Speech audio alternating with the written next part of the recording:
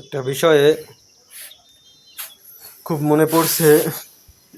কয়েকদিন যাবৎ ভাবতেছি এই বিষয়টা নিয়ে একটু ভিডিও করব বা ভিডিও বানাবো। বিষয়টা হচ্ছে বাংলাদেশের প্রধানতম আন্তর্জাতিক বিমানবন্দর, যেটি হযরত শাহজালাল আন্তর্জাতিক বিমানবন্দর নামে পরিচিত। এটিতে দৈনিক গড়ে 450টি করে ফ্লাইট ওঠানামা করে, যেটি আসলে বাংলাদেশের প্রেক্ষাপটে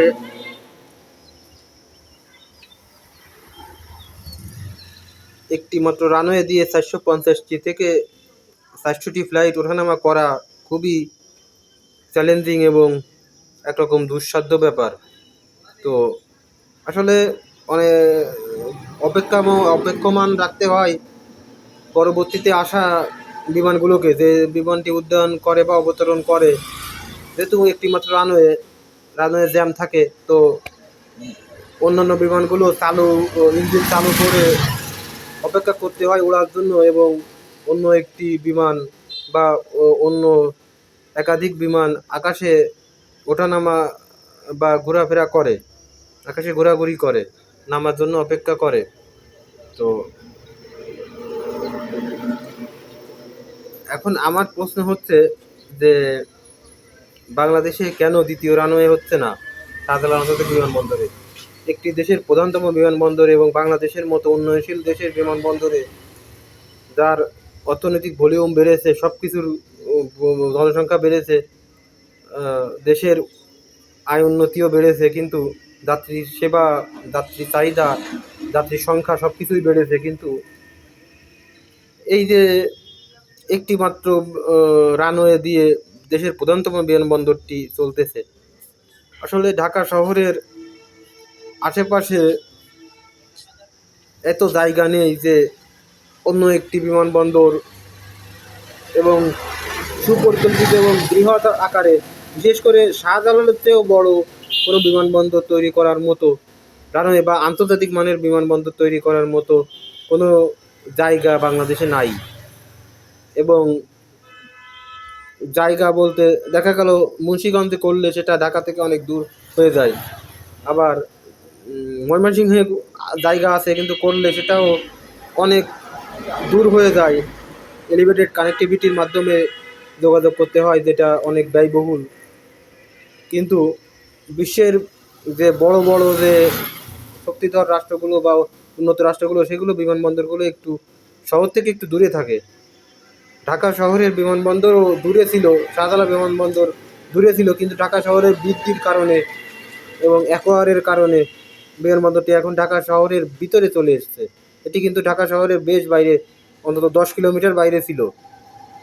তো এখন সমাধান আমি মনে করি একটাই, যে নতুন কোনো বিমানবন্দর তৈরি করতে গেলে হাজার হাজার কোটি টাকার দরকার, কিন্তু যেটি আমাদের অর্থনীতির উপর চাপ পড়াই স্বাভাবিক। এক পদ্মা সেতু করতে গিয়ে আমাদের এত বছর সময় লাগলো এবং এত টাকা খরচ এবং এত ঝুট ঝামেলা আমাদের পোহাতে হয়েছে।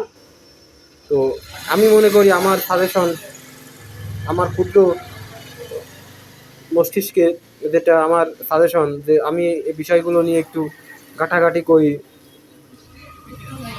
তো এটাকে আমি গবেষণা বলবো না, আমি একটু ঘাটাঘাটি করি অনেক সময়। তো আমার মতামত এইটা, দেশের সাধারণ জনগণের একজন হিসেবে, যে শাহজালাল আন্তর্জাতিক বিমানবন্দরে যেন ডিপেন্ডেন্ট আরেকটি রানওয়ে পাশে করা হয়। যেহেতু আরেকটি রানওয়ে যদি ইন্ডিপেন্ডেন্ট রানওয়ে করতে হয়, স্বাধীন রানওয়ে করতে হয়, তাহলে অনেকগুলো ভবন, মানে পার্শ্ববর্তী এলাকার অনেকগুলো ভবন ভাঙতে হবে এবং অনেক জায়গায় অ্যাকোয়ার করতে হবে। অনেক সরকারি প্রকল্প বা সরকারি মাস্টার প্ল্যান বা সরকারি যে মহাপরিকল্পনা, এবং এগুলো আসলে বিঘ্ন ঘটে এবং এগুলো টাকার অপচয় হয় আর কি। তো যেহেতু 350 মিটার জায়গা আছে ঢাকার বিমানবন্দর রানওয়ের পাশে, এটি আপনার পর্যাপ্ত না। অন্তত 1050 না 350 জায়গা, 350 জায়গা আছে, কিন্তু দরকার হচ্ছে 1050 জায়গা, যেটি ঢাকা আন্তর্জাতিক শাহজালাল আন্তর্জাতিক বিমানবন্দরে কোনোভাবেই নাই। তো এটি করতে গেলে এই জায়গাগুলো অ্যাকোয়ার করতে হবে এবং এই ভবনগুলো ভাঙা সহ অন্যান্য খরচ, ব্যয়বহুল খরচ রয়েছে। তো আমি মনে করি একটি ডিপেন্ডেন্ট রানওয়ে, যদি যে রানওয়ে আছে তার পাশে আরেকটি ডিপেন্ডেন্ট রানওয়ে করা যায় এবং করাই উচিত। আসলে এটি এটি করাই সমীচীন হবে বলে আমি মনে করি। আমার যদি সুযোগ থাকতো তো আমি সেটাই করতাম। তো কারণ এটি যখন ডিপেন্ডেন্ট রানওয়ে করা হবে তখন মানে অন্তত আরও অনেক ফ্লাইট, সম্পূর্ণ সুবিধা না পাওয়া গেলেও অন্তত হাফ সুবিধা বা অর্ধেক সুবিধা পাওয়া যাবে, যাতে অন্তত 600টি ফ্লাইট ওঠানামা করতে পারা যাবে একই সময়। এবং আকাশে যে প্লেন জট বা নিচের যে প্লেন জটগুলা অপেক্ষমান প্লেনগুলো অপেক্ষা করে এবং যাতে ফুয়েল নষ্ট হচ্ছে, সময় নষ্ট হচ্ছে সহ অন্যান্য সুযোগ সুবিধা নষ্ট হচ্ছে, দেশের বদনাম হচ্ছে, আন্তর্জাতিক যে বৈদেশিক যে বিমান সংস্থাগুলো সেগুলা আপনার দেশের বিমানবন্দর থেকে মুখ ফিরিয়ে নিচ্ছে। তো এগুলা থাকবে না বা এগুলো অনেকটাই আপনার সলভ হবে। তো যেহেতু আমরা নতুন বিমানবন্দর করতেও সময় লাগবে, প্ল্যানিং সহ অন্যান্য অনেক কিছু বাকি, এবং বাংলাদেশের প্রেক্ষাপটে একটি এত বড় মেগা প্রজেক্ট বাস্তবায়ন হতে অন্তত কমপক্ষে 10 বছর সময়ের দরকার। তো আমি মনে করি যে এই ডিপেন্ডেন্ট রানওয়ে করাই উচিত। জানি না আমার এই আওয়াজ বা এই শব্দ সরকারের কাছে হয়তো পৌঁছাবে না, কিন্তু তারপরেও নিজের ইচ্ছা হলো বা মনে হলো বা নিজের অন্তরের দাবিতে আমি এই কথাগুলো বললাম। তো এবং আরেকটা বিষয় যে আমরা আসলে প্ল্যানিং মাফিক কাজ করতে পারি না। পার্শ্ববর্তী রাষ্ট্র ভারত সহ, নেপাল সহ, এমনকি শ্রীলঙ্কা সরকারগুলা খুবই প্ল্যান ওয়াইজ কাজ করে। তো কলকাতা বিমানবন্দরে কিন্তু এই ডিপেন্ডেন্ট রানওয়ে রয়েছে, একটি প্রধান রানওয়ের পাশে আরেকটি ডিপেন্ডেন্ট রানওয়ে রয়েছে, এবং তাদের সক্ষমতা আমাদের শাহজালাল আন্তর্জাতিক বিমানবন্দরের চেয়েও বেশি। সেটি তো আর একটি রাজ্যের রাজধানী, আর ঢাকা তো একটি দেশের রাজধানী। তো এটি যদি, এবং বাংলাদেশে আরও 2টি আন্তর্জাতিক বিমানবন্দর রয়েছে, হযরত শাহ আমানত বিমানবন্দর এবং হযরত আপনার আপনার সিলেটের হযরত শাহ আমানত বিমানবন্দর এবং চট্টগ্রামের শাহ আমানত বিমানবন্দর এবং সিলেটের যে আপনার যে বিমানবন্দরটি আন্তর্জাতিক বিমানবন্দর, ওসমানী আন্তর্জাতিক বিমানবন্দর রয়েছে। তো এই 2টি বিমানবন্দরকে যদি আমরা সঠিকভাবে ইউটিলাইজ করতে পারি এবং এই যে সিলেট বিমানবন্দর বা চট্টগ্রাম বিমানবন্দর থেকে আমরা কার্গো ওঠানামা আরও বৃদ্ধি করতে পারি এবং ঢাকার ফ্লাইটগুলা সুপরিকল্পিতভাবে সুবিন্যস্ত করে যদি আমরা চট্টগ্রাম বা সিলেটে কিছু সরিয়ে নিতে পারি, যেমন ধরুন ঢাকা আপনার হজের সময় যে ফ্লাইটগুলো নামে, সেগুলা নামার সময় ঢাকায় অনেক জ্যাম হয়, ঢাকা বিমানবন্দরে অনেক জ্যাম হয়। এগুলো যদি চট্টগ্রাম বা সিলেট থেকে ওঠানামা করানো যায়, যেমন সিলেটে সপ্তাহে মাত্র কয়েকটি ফ্লাইট ওঠানামা করে, সারাদিন সিলেটে কোনো ফ্লাইট তেমন একটা ওঠানামা করে না। চট্টগ্রামেও ওরকম। সিলেট এখন দেখা যাচ্ছে খুব বেশি আন্তর্জাতিক সুযোগ সুবিধার অভাবে বা বিভিন্ন কারণে আন্তর্জাতিকভাবে খুব বেশি রুট চালু নেই।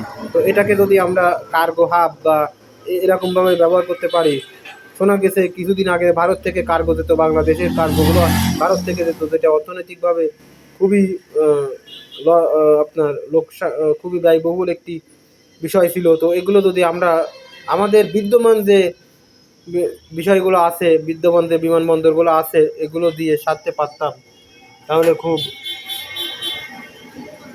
সুবিধা হতো এবং খুবই অর্থনৈতিকভাবে সাশ্রয়ী হতো। বাংলাদেশে আরও অনেকগুলা বিমানবন্দর রয়েছে পরিত্যক্ত এবং চালু, অভ্যন্তরীণ বিমানবন্দর রয়েছে। তো এমনিতেই আমাদের সম্পদের অভাব, জায়গার অভাব, তো টাকার অভাব, তো গরিব রাষ্ট্র বলতে গেলে। তো এই যে পরিত্যক্ত বিমানগুলো ব্রিটিশরা করে রেখে গেছে, তারপর বর্তমান বিভিন্ন সরকার এসে করছে, প্রায় 24 থেকে 25টা বিমানবন্দর চালু এবং আপনার পরিত্যক্ত। এই বিমানবন্দরগুলো যদি চালু করে এখানে বিভিন্ন বিমান ঘাঁটি সহ, বিভিন্ন প্রশিক্ষণ ঘাঁটি সহ আরও অন্যান্য দিক আমরা যদি চালু করতে পারি, যেমন লালমনিরহাটে বিমান ঘাঁটি চালু করা হচ্ছে, এরকমভাবে যে বিমানবন্দরগুলো আছে, বিদ্যমান বিমানবন্দরগুলো সব ধরনের দেশের উন্নয়নের সাথে সব ধরনের মানে কী বলে রেস্ট্রিকশনগুলো যদি আমরা ওভারকাম করতে পারি, যে না এখানে এই বিমানবন্দরটা এই কাজের জন্য চুক্তি করা বা এই বিমানবন্দরটা এই জন্য কাজের জন্য করা, অন্য কোনো কাজ করা যাবে না, এটা যেন না হয়। কারণ আমাদের দেশ ছোট, আমাদের সম্পদ কম, জনসংখ্যা অনেক বেশি, আমাদের অনেক কিছু মিলেমিশে অনেক কিছু বুঝে শুনে করতে হয়। তো এই বিমানবন্দরগুলো যদি বিভিন্ন কাজে ব্যবহার করিয়ে দেওয়া যায়, ঠাকুরগাঁও বিমানবন্দর রয়েছে, লালমনিরহাট বিমানবন্দর রয়েছে, বাগেরহাট খানদালান বিমানবন্দর নির্মাণাধীন, তারপর খুলনায় তো কোনো বিমানবন্দর নাই, যশোর বিমানবন্দর রয়েছে, রাজশাহী বিমানবন্দর রয়েছে, ঈশ্বরদী বিমানবন্দর চালু নাই। তো আপনার যশোর বিমানবন্দর তো বললাম, তারপর ওই যে বগুড়া বিমানবন্দর রয়েছে, সিলেটে আরও বিমানবন্দর রয়েছে, শমশেরনগর বিমানবন্দর, কক্সবাজারের বিমানবন্দরগুলো রয়েছে, কক্সবাজারে কয়েকটা বিমানবন্দর ঘাঁটি রয়েছে, বিমান ঘাঁটি চট্টগ্রামে রয়েছে। তো এই বন্দরগুলো যদি আমরা সঠিকভাবে ইউটিলাইজ করতে পারি, সরকার যদি সঠিকভাবে এগুলো ব্যবহার করে, সঠিকভাবে কাজে লাগায়, সুন্দরভাবে সুপরিকল্পিতভাবে কাজে লাগায়, এবং বাংলাদেশের নদীমাতৃক দেশ, সি প্লেনের ব্যবস্থা যদি বাংলাদেশে করা যেত, তাহলে কিন্তু অনেকটা বিমানবন্দরেরও অনেকটা প্রয়োজন মিটে যেত। শ্রীলঙ্কা, মালদ্বীপ সহ, ভারত সহ অন্যান্য দেশ সি প্লেনের খুব প্রচলন রয়েছে।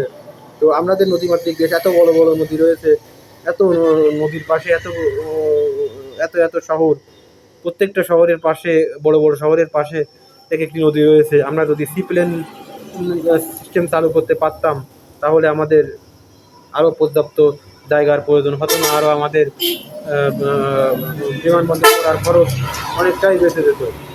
যেমন যেমন অভ্যন্তরীণ রুটে যদি চলাচল করানো যায়, খুলনায় কিন্তু ভৈরব নদী এবং যে পশুর নদী রয়েছে, সম্ভবত ভৈরব নদী এবং আরেকটা নদী আপনার রূপসা নদী, ভৈরব নদী এবং রূপসা নদী, ভৈরব নদী এবং রূপসা নদী রয়েছে। এই নদী দুটি আমরা ব্যবহার করতে পারতাম সি প্লেন ও দেওয়া আনা নেওয়ার কাজে। তো ঢাকা, চট্টগ্রাম, কক্সবাজার রুটে চালাইতে পারতাম, তাহলে কিন্তু একটা অভিনব একটা বিষয় হতো এবং আমাদের অর্থ সাশ্রয় হতো। খুলনায় বলতে গেলে একটি বিমানবন্দরই নির্মাণ হয়ে যেত, যেহেতু সি প্লেনও তো একটি এক ধরনের বিমান, হয়তো মাঝারি ধরনের বিমান আমরা কিনে এখানে চালাতে পারতাম। তো হয়তো আমার এই ব্লগে হয়তো ভুল ত্রুটি হয়েছে, আমি যতটুকু ঘাটাঘাটি করে যতটুকু জেনেছি সেগুলোই এখানে বললাম।